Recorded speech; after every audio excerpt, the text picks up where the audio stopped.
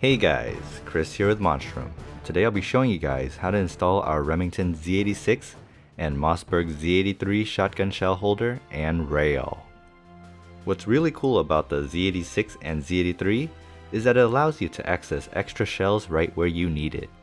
The 13-slot Picatinny rail allows you to mount your favorite optics. There are a couple things we need to go over before you start your installation.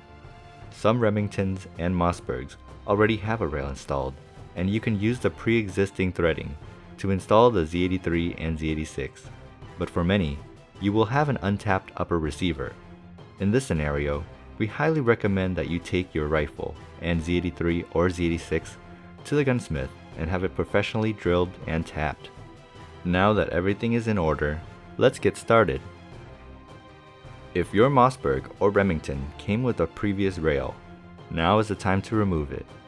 Simply unthread the bolts and remove the rail. Next, align the shell holder's bolt holes to the thread holes on your upper receiver. Then, place our rail on top of the shotgun shell holder and align it with the holes as well. Finally, thread the bolts through the rail, shotgun shell holder, and into the receiver, and hand tighten all the bolts.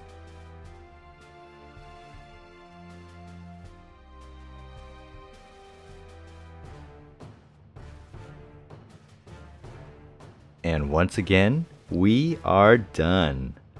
I really hope you guys found these videos helpful. If there's anything we've missed or something you didn't like, please feel free to comment or reach out to us, and we will try to include it in our future videos. As always, thanks for watching and have a good one.